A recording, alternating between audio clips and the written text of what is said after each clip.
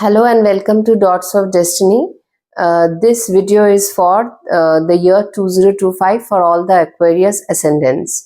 So Aquarius, at this point of time, you have Saturn on the Lagna, Jupiter in Kendra, and Rahu Ketu in your second and eighth house. As the year had been challenging, no doubt about it, Mars especially has added to that, being in the sixth house. Now let us see how January starts the next year. We all know that that major changes are there, like Saturn going into the second house, Jupiter going into the fifth house, and then later to the sixth house, Rahu Ketu now coming on the Lagna in the seventh house. Now, how are the things happening for you from January? January will see, in this December, you'll have Venus coming into your 12th house. You can have something, selling, mainly selling off something, maybe land, maybe going to a tour, maybe house or something like that. And now when Venus comes on the Lagna in January, that is from it'll have a conjunction with Saturn in Aquarius. This is a good conjunction with the Lagna Lord and Venus being in Aquarius. It's a good conjunction. Your most yoga karak planet, you will feel quite nice in the month of January. Yes, Venus in Capricorn, though Capricorn, I feel marital life, it gives a little bit of problem in the 12th house when Venus goes into Capricorn. Barring the fact, if you're in doing something about foreign settlement, countries visit or anything, you're buying, selling, mainly selling house or buying also, because Jupiter is there in the fourth house. These can be favored with Venus in Capricorn. So January month is a good month for you. Mercury and Sun will be in your 11th house in Sagittarius. This is also good. Your fifth lord into the 11th house with Sun, Buddha-Ditta Yoga. Good time with friends and networking circles, which is a very important thing for you. Aquarius is the sign of groups and networking and profits. So this time is good, January. Mars is there in till 21st of January, retrograde in your 6th house, and then comes back to the 3rd house. The position of Mars for all the ascendants is not good. It's not only you. You are not the only one. But obviously, when Mars is coming into debilitation in the 6th house, it is aspecting your Lagna by the 8th aspect. There is a problem because already Saturn is there on the Lagna. This can create irritability, but still I feel January month will be good for you. As we see the February month coming, Venus comes to a second house with Rahu. It makes a conjunction over there. This is also a good conjunction with Rahu, Venus. Monetarily also you can gain from maybe your father, maybe your mother, maybe inheritances. Many things can happen at this point of time. So this is a good transit, and Mercury Sun will be in the 12th house. Saturn is still on the Lagna. Jupiter goes direct in the month of February.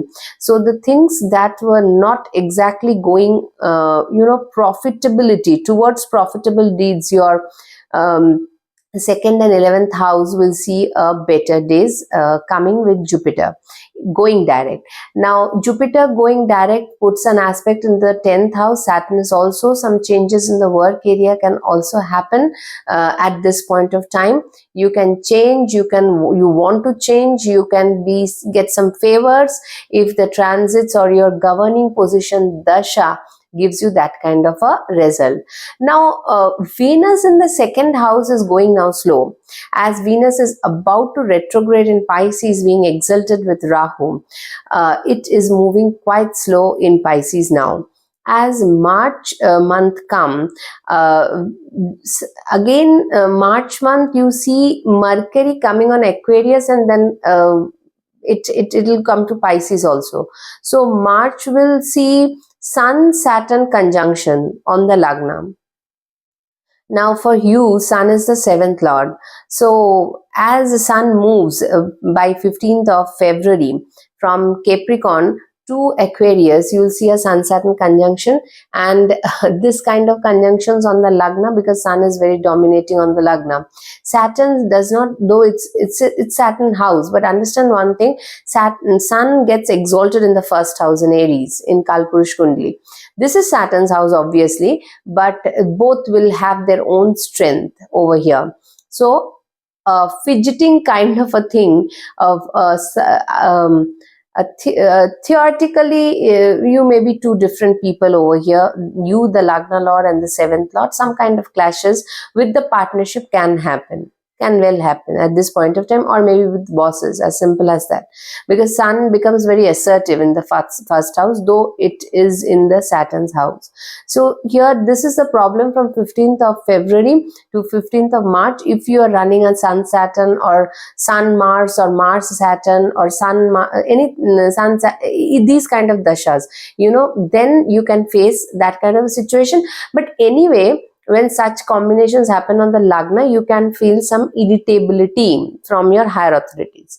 Now, then in the month of March, you will see that Venus is going retrograde in your 2nd house, and Mercury on the Lagna, then Mercury will also join Venus and Rahu in the 2nd house. Now, this and Sun will also join. So there is a stellium of planets that is happening in your 2nd house, and these are there are when all the planets come over here, it is not only your family or money, it is about most of the things is going for a contemplation, a change, which is inevitable. Now see, January, February, March this year, it is such that Jupiter is rushing now, after it going direct, it will be rushing towards your 5th house, because in this year, Jupiter will be changing from 4th to 5th, 5th to 6th, back to 5th. So, lot of changes for Jupiter. So, one portion of the horoscope is gearing up to go. Mars is getting lot of irritability in the 6th house in Cancer. Though 6th house is good for Mars, for Rogu and Shatru, but how, it's in debilitation, and it is not able to exactly produce the kind of structured result, or kind of heated up Mars, or goal-oriented Mars that we see here. It is emotionally little turbulent with the things happening at this point of time, with your co-workers, subordinates, with your daily life job, with your Rogu and Shatru, with your loans, with all these things. So, Venus going retrograde in the 2nd house with Rahu. Now, this is February. And when March month comes, Mercury also comes into in the March month, this Venus retrograde happens. April month comes, by the last day of the March month, your Lagna Lord now shifts to the 2nd house. Now, and Mercury is there also in the 2nd house by that time. In Purva Bhadrapada, the initial degrees of Aries, there will be 4 planets conjunction with each other. I'm talking the first 2 weeks of April. Actually, Venus will be retrograde, Mercury will be retrograde, very 2 important planets for you. Rahu is already retrograde, and Saturn will also be joining.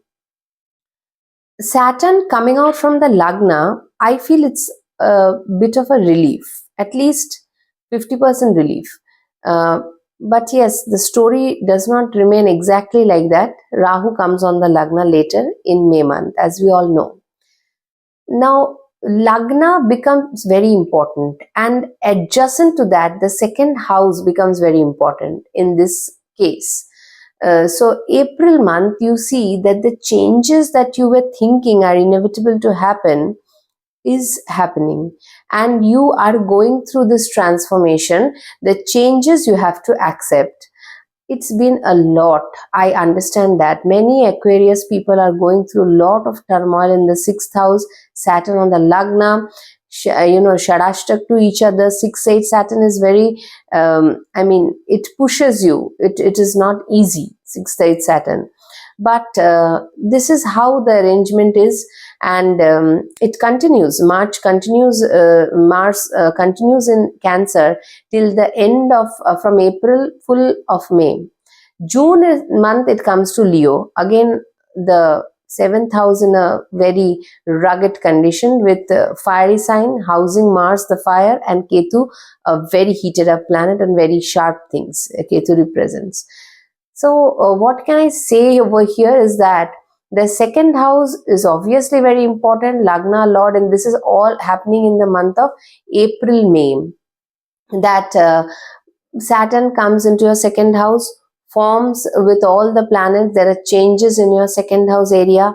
Maybe your family dynamic changes. Maybe the way you were accumulating your money, your thought process changes, because Mercury and Venus, very two important planets of yours, are going retrograde in your second house, with the Lagna Lord and Rahu being still there in the month of April.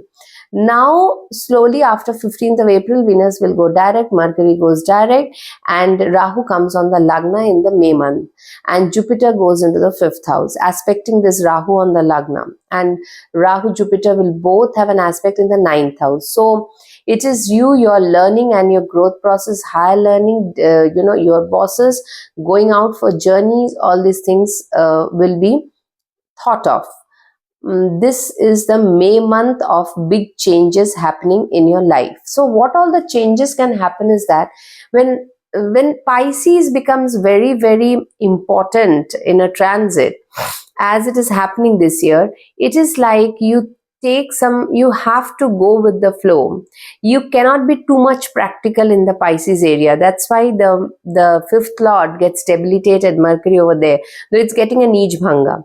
So this scenario in May month is, you'll see a lot of changes happening, and you have to go with the flow. You cannot question the changes. You have to have the faith that ultimately these changes, as they settle down, they are going to benefit me in the long run. If you try to too much handle the changes in your way, you will fall into a trap. It will not work like that.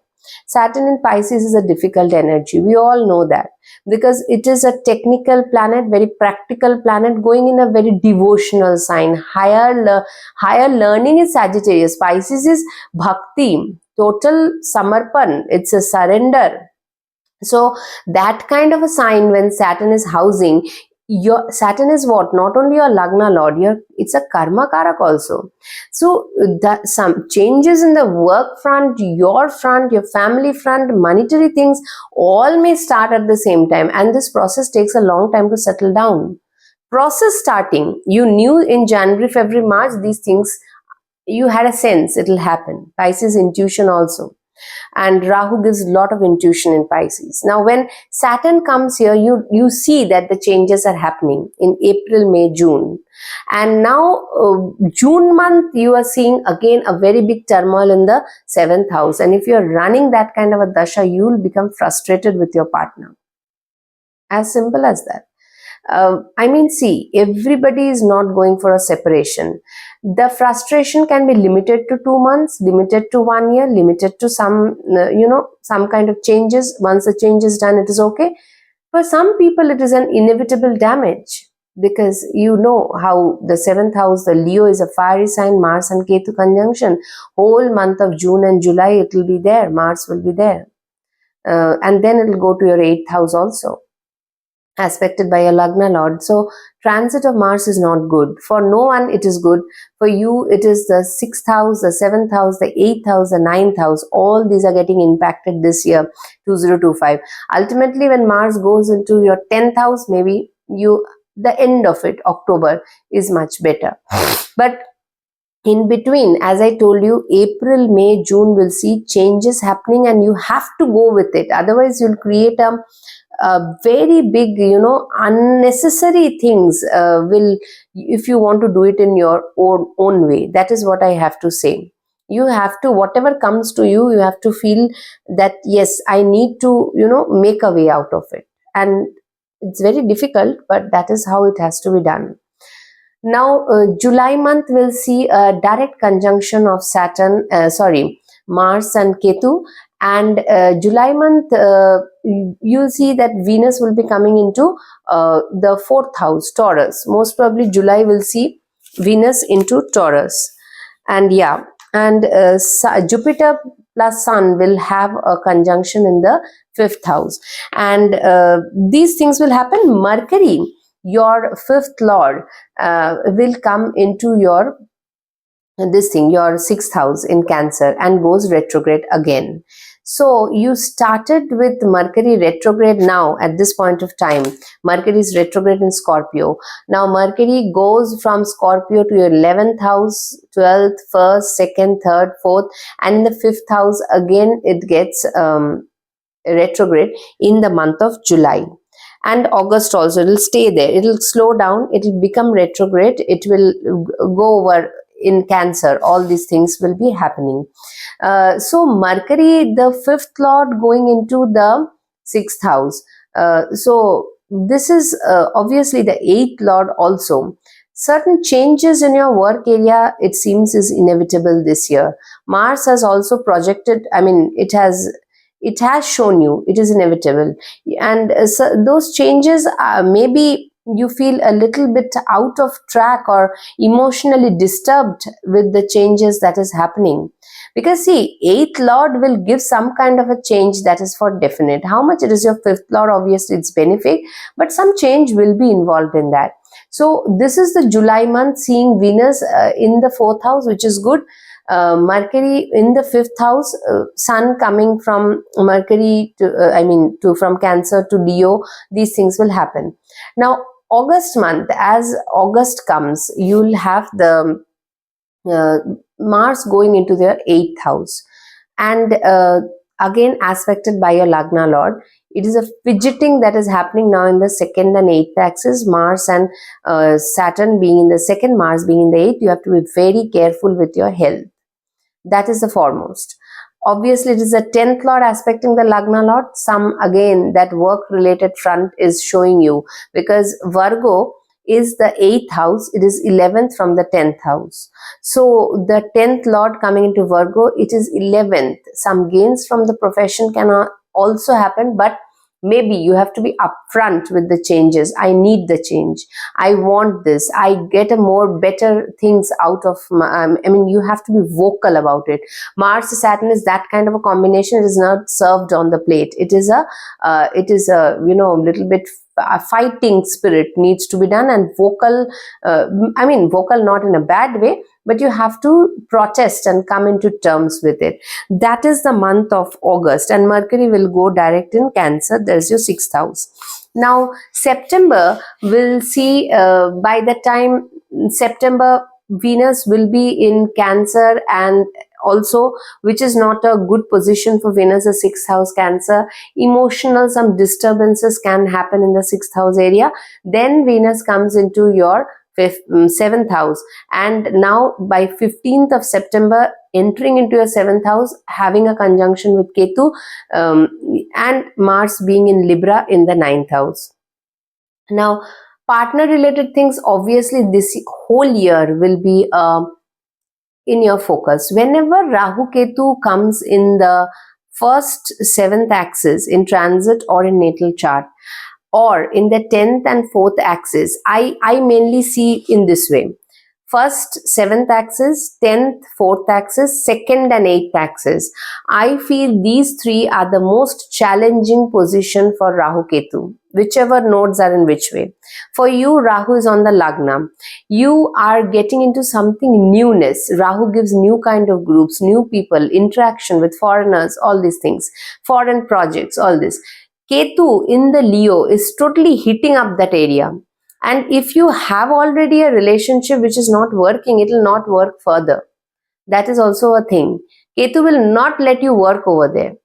Or you have to give up your ego to an extent which is quite difficult to do. Ketu in Leo is that kind of energy. I'll talk about it in videos. Ketu in Leo, the energy is very intense. That it gives sudden fame also in Leo, because Leo is a sign of glory and fame, the fifth house originally.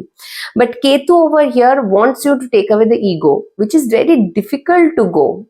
Oh, there's a term in Hindi, ego jate jate tak nahi jati hai. The problem lies there. It doesn't go. How much you want to leave it, a bitch and inch of ego still remains. So that's a very precarious situation when Ketu comes in Leo in the in the seventh house actually. Until now you had a Ketu in the eighth house also, maybe dealing with some in-laws matters, relationships, some inheritances, things like that could have happened. So challenging position of Ketu, no doubt.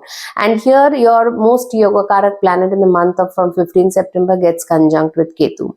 So it's a no way easy process over here. And Mars is in Libra. Libra is your not only ninth house, is a sign of relationship, partnership. Business partnership can also get marred at this point of time if you are not very careful with it. So that's the thing. Some hassles. Saturn has, see, the kind of planet it is in Pisces, it will have taking us through some turbulent waters, deep dark waters, which is not easy to fathom. Okay, now when October comes, this as Mars is in Libra and Ketu, it is happening, Venus and all. Venus will go into Virgo, and over there it gets Nicha and aspected by Saturn. Mars will, by the end of October, will come into your 10th house, and Jupiter will come into the 6th house. Now your Artha Trikona is totally active with Mars, Mercury coming into Scorpio, Mercury getting retrograde. This is the last part of the year. See how the planets are coming. It is in which way you, or which pocket you have to put a focus. You have to see that. So end of the year is still, I'll say, not bad. Jupiter coming into the 6th house from 18th October in exaltation. Mars going into Scorpio, joined with Mercury over there. Then Saturn is in Pisces, and these two are aspected by Jupiter's 5th and 9th aspect, Saturn and Mars. So this time is a little bit better time than the whole year where you are going through some up and down process. Now we all know that 2025 is not going to be an easy year. It begins well. February is also not bad. March month is okayish. Venus being in Pisces with Rahu, but Venus goes retrograde over there in March. April, that retrogression comes to a completion. You now know the changes, how the changes have to be implemented. It's inevitable now. Venus, Mercury both getting retrograde at the same time. And Mars is there in the 6th house. It is creating a lot of issues in your work area. How much it is Upachya house, but it's not very good structured Mars. So like this, now Venus comes into the 3rd house in the month of June. July, it is in the 4th house. Then in the August, September, it will be, by the end of July, it will be in your 5th house, then 6th house. And by 15th of September, it will be in your Leo house, which is a burning Venus actually. Leo Venus, that is a problem with Venus in the fiery sign. In Aries, it is too fast to take decision about relationship. In Leo, it is wanting glory, fame, and it's in a burning condition. Leo is very high fire. And Sagittarius also something a little bit that kind of a. So though the Venusian nakshatras are over here only in the 3 fiery sign, but Venus plays a very important role in your life. That is why, because the Lagna Lord has gone into 2nd house, money matters will always be in your mind, and Venus is the goddess of Lakshmi.